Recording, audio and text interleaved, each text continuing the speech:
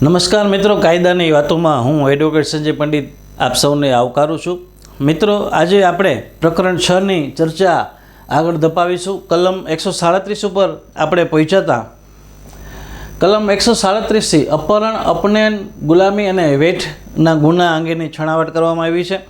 આ જે પેટા પ્રકરણ છે પ્રકરણ 6નું કલમ 137થી લઈને 146 સુધી આ કલમો વિસ્તરે છે મિત્રો, અપહરણ, અપનયન, ગુલામી અને વેઠની। તો આવો આજે આપણે આ કલમોને વિસ્તારથી સમજીએ મિત્રો। કલમ 137 અપહરણ।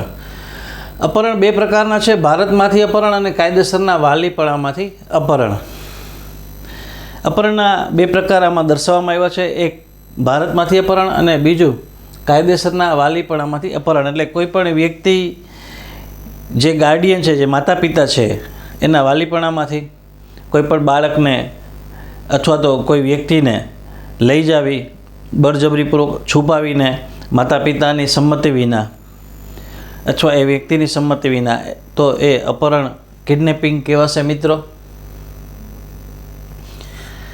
એમાં પછી અલગ અલગ સમજૂતી આપવામાં આવી છે। પહેલી છે, જે કોઈ વ્યક્તિ બીજી કોઈ વ્યક્તિને તેની અથવા તેના વતી સંમતિ આપવા માટે કાયદેસર રીતે અધિકાર ધરાવતી કોઈ વ્યક્તિની સંમતિ લીધા વિના ભારતની સીમા બહાર લઈ જાય તો તેણે તે વ્યક્તિનું અપહરણ ભારતમાંથી કર્યું કહેવાય। એ મેં હમણાં જ આપને સમજાવ્યું કે કોઈ વ્યક્તિના વાલી હોય અથવા તો એ ગાર્ડિયન તરીકે એનું હિત ધરાવતી હોય, એને સાચવતી હોય, એની દેખરેખ રાખતી હોય, એની સંમતિ વિના જો એના કબજામાંથી કોઈ બાળકની કસ્ટડી છીનવી લેવામાં આવે અથવા તો લઈ જવામાં આવે તો એ અપહરણની વ્યાખ્યામાં આવશે મિત્રો। ત્યારબાદ કોઈ બાળકને અથવા અસ્થિર મગજની કોઈ વ્યક્તિ, તેવા બાળક અથવા અસ્થિર મગજની કોઈ વ્યક્તિ કાયદેસરના વાલીપણામાંથી એવા વાલીની સંમતિ વિના જે કોઈ વ્યક્તિ લઈ જાય અથવા ફોસલાવીને લઈ જાય, તેણે એવા બાળકનું અથવા એવા વ્યક્તિનું કાયદેસરના વાલીપણામાંથી અપહરણ કર્યું કહેવાશે। એટલે કોઈ અસ્થિર મગજની વ્યક્તિ છે અથવા તો નાનું બાળક છે જેને ફોસલાવીને કોઈ વ્યક્તિ એના ગાર્ડિયનથી કે માતા પિતાથી અલગ કરીને લઈ જાય છે તો એને આ કલમ હેઠળ ગુનો કર્યો કહેવાશે મિત્રો। પછી સમજૂતી આપવામાં આવી છે, આ કલમમાં કાયદેસરના વાલી એ એવા શબ્દોમાં બાળકની અથવા અન્ય વ્યક્તિની સંભાળ અથવા હવાલો જે વ્યક્તિનો કાયદેસર રીતે સોંપવામાં આવ્યો હોય તે વ્યક્તિનો સમાવેશ થાય છે।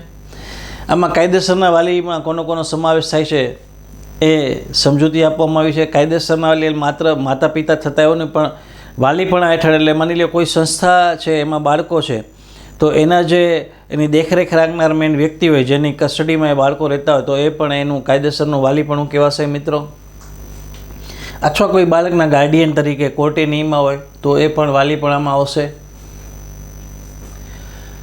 પછી આમાં અપવાદ આપવામાં આવે છે, શુદ્ધ બુદ્ધિથી પોતાને કોઈ અનોરસ બાળકનો પિતા માનતી હોય અથવા એ બાળકને કાયદેસર હવાલાના રાખવાનો પોતાનો હક હોવાનું માનતી હોય એવી વ્યક્તિ કૃત્યને આ કલમમાં લાગુ પડતી નથી, સિવાય કે એવી કૃત્ય અનૈતિક અથવા કાયદા વિરુદ્ધ હેતુ માટે કરવામાં આવ્યું હોય।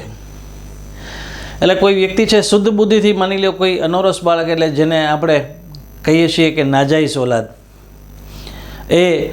એનો પિતા છે અને એને પોતાના કસ્ટડીમાં રાખવા માટે કાયદાકીય રીતે જેને કહેવાય એને હક છે એવું માનતો હોય અને એ વાલી છે, પિતા છે, એ બાળકનો કબજો મેળવે એને માતાની અથવા તો એના બીજા કોઈ દેખરેખ કરતા હોય એના ઓલા કસ્ટડીમાંથી, તો આવા સંજોગોમાં એનો ઈરાદો જો કોઈ ગુનાહિત ન હોય તો એ આ ગુનામાં ફોલ થતો નથી, એ અપહરણ ગણાશે નહીં। એનો ઈરાદો છે એ શુદ્ધ હોવો જોઈએ।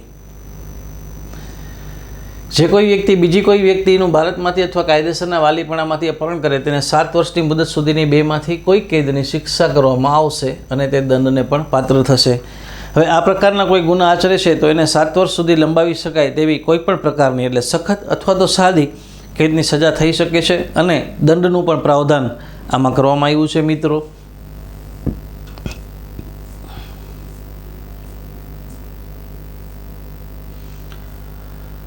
ત્યારબાદ છે કલમ 138 અપનયન। જે કોઈ વ્યક્તિ બીજી કોઈ વ્યક્તિને અમુક જગ્યાએથી જવાની બળજબરીથી ફરજ પાડે અથવા કોઈ પ્રકારે છેતરીને તેમ કરવા લલચાવે, તેણે તે વ્યક્તિનું અપનયન કર્યું છે એવું કહેવાશે। એટલે કે જે કોઈ વ્યક્તિ બીજી કોઈ વ્યક્તિને અમુક જગ્યાએથી જવાની બળજબરીથી ફરજ પાડે અથવા તો કોઈ પ્રકારે છેતરીને તેમ કરવા માટે લલચાવે તો એ અપનયન ગણાશે મિત્રો। ત્યારબાદ ભીખ માંગવા માટે કોઈ બાળકનું અપહરણ કરવા અથવા તેને અપંગ બનાવવા બાબત. જે કોઈ વ્યક્તિ કોઈ બાળકને ભીખ માંગવાના કામે લગાડાય અથવા બાળકનો ઉપયોગ કરાય તે માટે બાળકનું અપહરણ કરે અથવા પોતે તેવા બાળકનો કાયદેસરનો વાલી ન હોય છતાં તે બાળકનો હવાલો મેળવે તેને 10 વર્ષથી ઓછી ન હોય તેવી પણ આજીવન કેદ સુધીની સખત શિક્ષા કરવામાં આવશે અને દંડને પણ પાત્ર થશે.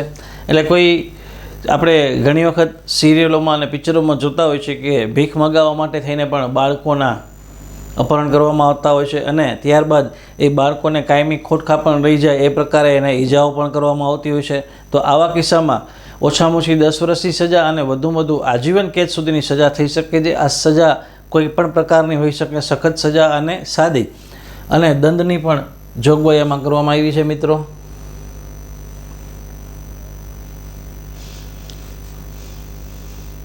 જે કોઈ વ્યક્તિ કોઈ બાળકને ભીખ માગવાના કામે લગાડે અથવા તેવા બાળકનો ઉપયોગ કરાય, તેવા બાળકને અપંગ બનાવે, તેવા 20 વર્ષ કરતાં ઓછી ન હોય તેવી પણ આજીવન કેદની એટલે તે વ્યક્તિના બાકી રહેતા કુદરતી જીવન સુધીની અને દંડની શિક્ષા પણ. હવે કોઈ વ્યક્તિ છે માત્ર બાળક પાસેથી ભીખ મગાવે અને મેં કીધું એમ કે જો એના શરીરમાં કાયમી ખોટખાપણ કરે તો એમાં ઓછામાં ઓછી 20 વર્ષની સજા અને એ સજા અથવા આજીવન કેદ, એ આજીવન કેદ એના છેલ્લા શ્વાસ સુધીની સજા હશે મિત્રો, અને દંડની પણ જોગવાઈ કરવામાં આવી છે.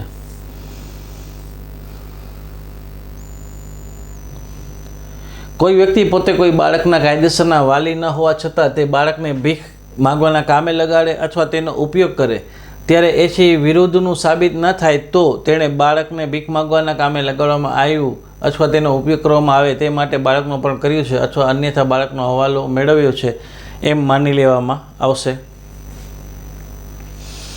આ કલમમાં એવી સ્પષ્ટ જોગવાઈ કરવામાં આવી છે કે જો આ પ્રકારનો કોઈ ગુનો અચરાણો હોય ત્યારે આરોપીએ સાબિત કરવું પડશે કે બાળકનો કબજો છે એને આવા કોઈ કૃત્ય કરવા માટે થઈ અને મેળવ્યો નહોતો.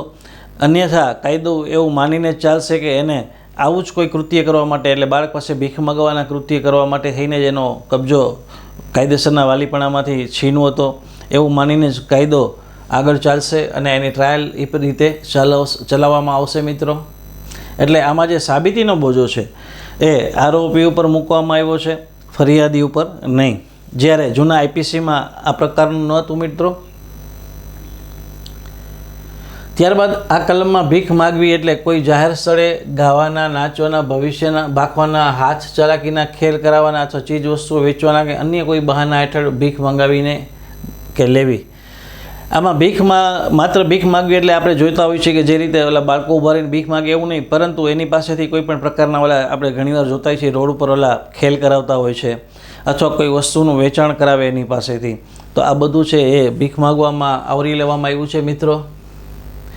એ પછી જાહેર સ્થળે હોય, પછી ગાવાના, નાચવાના, આવા કોઈ પણ પ્રકારના કામો કરાવવામાં આવે તો એ ભીખ માગવામાં આવે છે. ભીખ માગવા કે લેવાના હેતુથી કોઈ ખાનગી જગ્યામાં પ્રવેશ કરવો, ભીખ મેળવવા કે પરાણે લેવાના પોતાના કે બીજા કોઈ વ્યક્તિ કે કોઈ પશુનો વર્ણ, જખમ, ઈજા, વિકૃતિ અથવા રોગ દર્શિત કરવો અથવા પ્રદર્શિત કરવો. એટલે ભીખ મેળવવા માટે થઈને પણ જેને કહેવાય ઘણી વખત આપણે જોઈએ છીએ ઓલા પશુને પણ કંઈ લાગ્યું હોય અથવા એને વિચિત્ર એનું વિકૃત કરી દેવામાં આવે છે અને શરીરનો કોઈ ભાગ અને એ દેખાડીને પણ પ્રદર્શિત કરીને ભીખ માંગવામાં આવે છે. તો આ બધા આ ગુનામાં આવરી લેવામાં આવ્યા છે મિત્રો, આ બધા કૃત્યોને. ભીખ માગવા કે લેવાના એથી તો કોઈ સગીરનો પ્રદર્શનીય વસ્તુ તરીકે ઉપયોગ કરવો. એટલે ભીખ માગવી અથવા તો ભીખ લેવાના હેતુ માટે થઈને કોઈ સગીર વયની વ્યક્તિનો એટલે બાળકનો જેને કહેવાય કે ઉપયોગ કરવો તો એ પણ આ ગુનામાં આવરી લેવામાં આવ્યું છે. સગીર એટલે પછી સગીરની સમજૂતી આપવામાં આવી છે. પુરુષ હોય તો 16 વર્ષથી ઓછી વયની વ્યક્તિ અને સ્ત્રી હોય તો 18 વર્ષથી ઓછી વયની વ્યક્તિ. એટલે જ્યાં જ્યાં સગીર શબ્દનો ઉપયોગ થાય છે એ 16 વર્ષથી ઓછી, જો સ્ત્રી હોય તો 16 વર્ષથી ઓછી અને પુરુષ હોય તો 18 વર્ષથી નીચેની વ્યક્તિ છે એ સગીર ગણાશે મિત્રો. એવું આ કાયદામાં સમજૂતી આપવામાં આવી છે, સ્પષ્ટ સમજૂતી આપવામાં આવી છે મિત્રો. ત્યારબાદ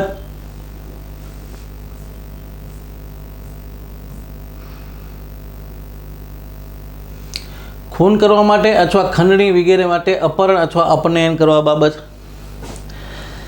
ખૂન કરવા માટે અથવા તો ખંડણી એટલે કે એક્સટોર્શન માગવા માટે થઈને જો કોઈ વ્યક્તિનું અપહરણ કરવામાં આવે અથવા અપનયન કરવામાં આવે તો ત્યારે શું સજા કરવામાં આવશે તેની જોગવાઈ જોઈએ તો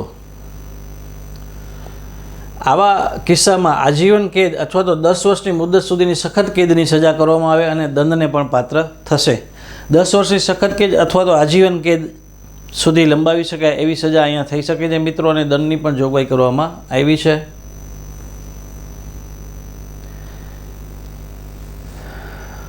એમાં પછી અલગ અલગ દાખલાઓ આપવામાં આવ્યા છે. કોઈ દેવને ડીનો ભોગ અપાય એવા ઈરાદાથી અથવા તેમ થવાનો સંભવ હોવાનું જાણવા છતાં એ તેનું ભારતમાંથી અપહરણ કરે છે, એ આ કલમમાં વ્યાખ્યા કર્યા મુજબનો ગુનો કર્યો છે. આપણે પહેલાં જોતા અંધશ્રદ્ધાના કારણે બાળકોની બલી ચડાવી દેવામાં આવતી, કોઈ વ્યક્તિઓની બલી ચડાવી દેવામાં આવતી, એવી રીતે આ ગુનામાં પણ એ સમજૂતી આપવામાં આવી છે કે કોઈ દેવને અથવા કોઈ માતાને, કોઈ ઈશ્વરને બલી ચડાવવાના ઈરાદાથી કોઈ વ્યક્તિનું અપહરણ કરવામાં આવે તો પણ એ આ ગુનામાં આવરી લેવામાં આવ્યું છે મિત્રો.